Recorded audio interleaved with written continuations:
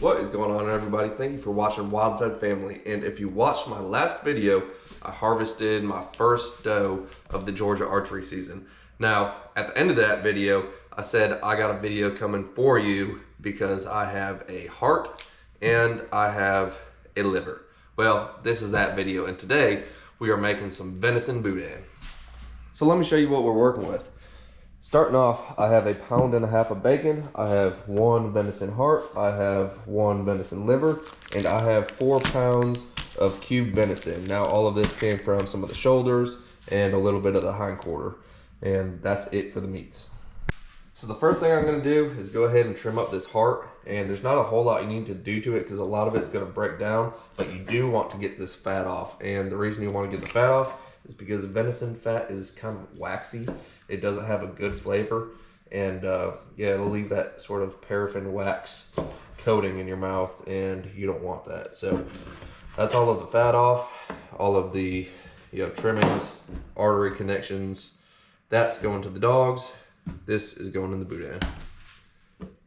Now that it's trimmed up, I'm just gonna go ahead and slice it, and it's gonna look sort of like a pretzel. I want about 1/2 inch, 3/4 inch cubes. It really doesn't matter. We're just exposing a little bit of surface area here, and yeah, just cube it like you would all of your other meats. That's it. Moving on to the liver, I'm just gonna take it, same thing, probably about 1-inch slices, and just cut it all the way down.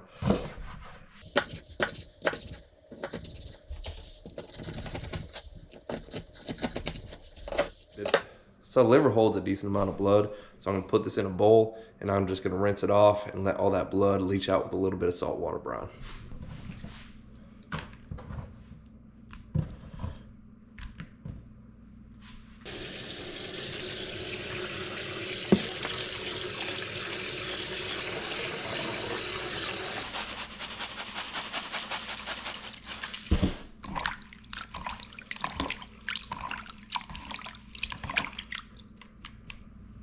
The next thing to do is get this bacon frying.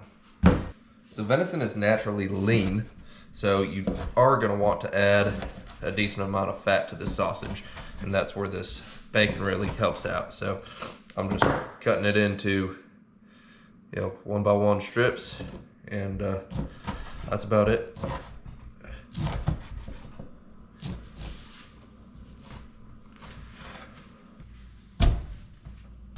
So the bacon is not super crispy. It really doesn't have to be. My main intent was just to render the fat, most of the fat, so that I'm able to cook with it. So going in next is going to be the venison, and you just kind of dump it in. Try not to get all of this fat splashing up on you. And I'm going to crank it up to high heat and try to get a bunch of this moisture out of there and give it a nice brown. So I don't know if I mentioned earlier, I forgot, but I'm just gonna cover my bases here. It's 1.5 pounds of bacon. I have 8 pounds of venison.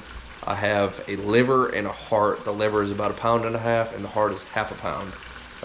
So that's kind of the meat ratios that I'm working with. I almost forgot to add the heart. So now that it's started to brown up a little bit, I have a decent handful of salt. Remember, this is 8 pounds of meat, or close to 10 pounds of meat, so don't be scared of salting it. And for those of you who have not discovered this yet, this is the McCormick's Bayou Cajun seasoning, and this is by far my favorite all-purpose Cajun seasoning. I'm gonna get a good douse in there, not too much because we are gonna season it more later. So I've had all of this simmering for about 1/2 hour to 45 minutes now, and I'm just gonna take my livers, dump them on in. And while that was simmering, I also did something else. So I got some cayenne pepper, I got 4 jalapenos, I got 3 bell peppers, a decent pile of celery, about the size of my hand, and probably 2 to 3 onions worth, and that's going in the pot as well.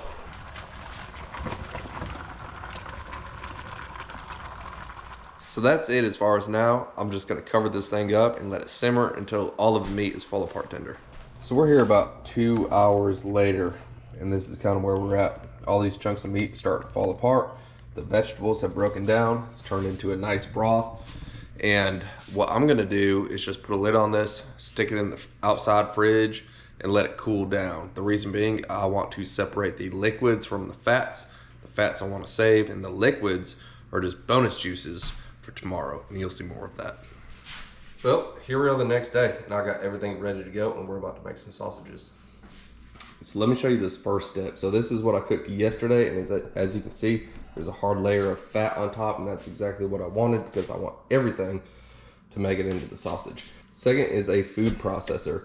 Now you can use a grinder with an 1/8 inch plate, and that's what I have done in previous times that I've made this, but I'm gonna do a little different this time just as an experiment, and the reason being is most people don't have a grinder, but if you have a food processor, which is more prevalent, you can still make this. Last thing is a big pot that it's all gonna go into.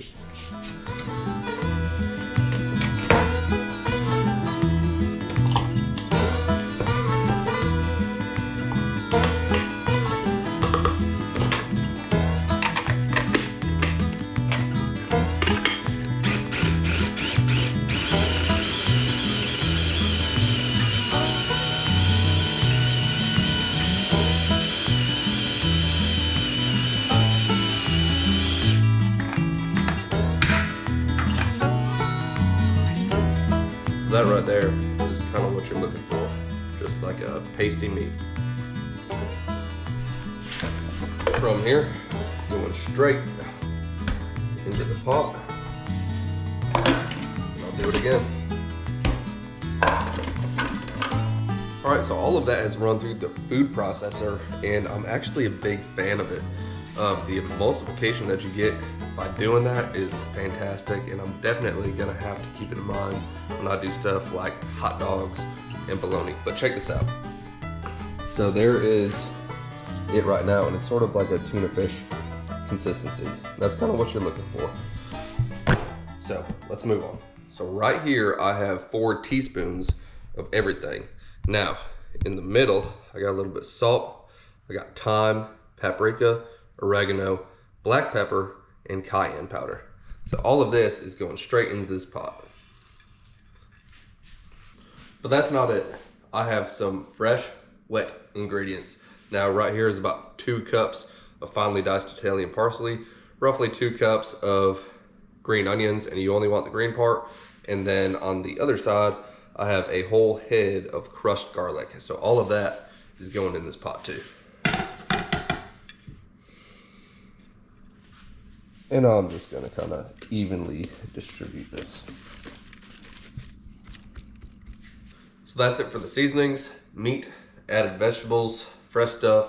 We got one more ingredient to add. Now this is 8 cups of just cooked white rice. Now I did put a stick of butter in this rice.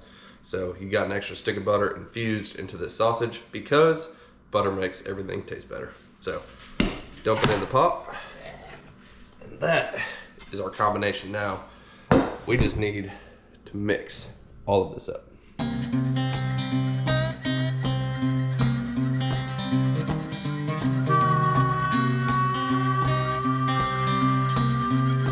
So I got the extra cayenne added in, mixed it up, and I stuffed this sausage stuffer. Now this thing is completely slap full. It holds a 15-pound capacity, so that's kind of what you can expect with this size batch. On the horn, what I have is just LEM natural hog casings. I get them in a pack. I ordered them on Amazon. It's like $7, and I just soak them in a bowl of water, just like this. Throw them on the horn, and that's what I pack the sausage. That's what I pack my sausages with. So I'm gonna go ahead and get this thing turning, crank it out, and yeah, check this out.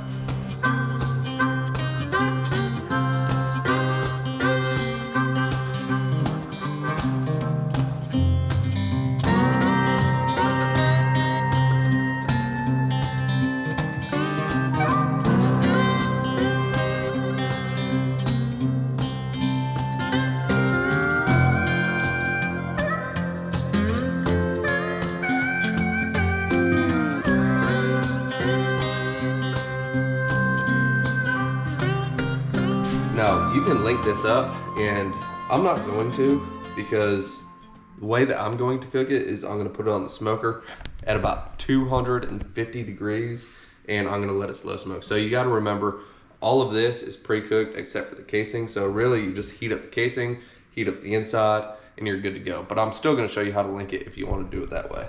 So if you just go ahead and pinch off, I'm gonna do about a 6-inch link there, give it 2 twists, come down here, I'm gonna skip one right there, and then right about there, I want another link. So I'm gonna take this one and roll it up. And there you go. You got 1, 2, 3, 4 boudin links ready to go. So I just completely lied to you. I told you I wasn't gonna link them, but I did that first one and it looked so good, I had to do it to the rest of them. So this is what we're looking at. All of it is completely done. 15 pounds of boudin. And I'm gonna vacuum seal some of this, and the rest of it we're gonna cook tonight. Y'all, I'll take a quick intermission because this dog, what the heck is this? Oh, he had a fly trap stuck to him. Check it out, this is the final product. So I got all these links of boudin, vacuum sealed package, ready to go in the freezer. So all in all, I have 56 links, and I have another set in the fridge ready to go for tonight. But right now it's about 4:30 in the afternoon. I'm going to get ready, head out to the woods, and see if I can't bag another deer. Hopefully a nice buck, but we'll see. So I've let this stand sit about a week, and there's been plenty of activity. So the wind is right today. We got the bedding area 100 yards away. Got out here about 5 o'clock. The sun sets at 7:45, 8 o'clock. And yeah, we'll see what happens.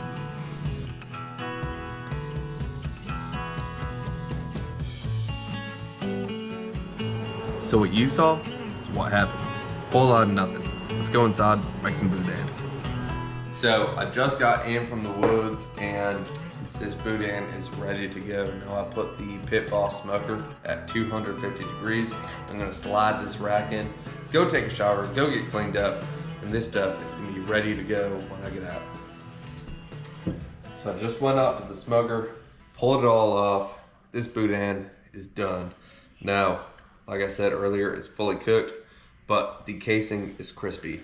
And the thing that I love about boudin is not only does it give you a filling meal, but it's got the rice, which is your carbohydrates, your vegetables, and your meat all in one casing. And this is just like all around best thing to eat. It's a pretty cool fact right here. There is not one single mineral, vitamin, or nutrient that you can get from vegetables that you cannot get from meat. Now, there is plenty of stuff that you cannot get from vegetables that you can get from meat, but you have to incorporate organ meat, and this is a fantastic way to do it. So I'm just gonna feast on this because I have my vegetables, I have my carbohydrates, I have my proteins, all in one tube that's been smoked in the smoker, and it's gonna be absolutely delicious. So thank you for watching, thank you for subscribing, thank you for liking and sharing the videos, and that's all I got for tonight. I'm just gonna feast. So I'll see you on the next one. Later.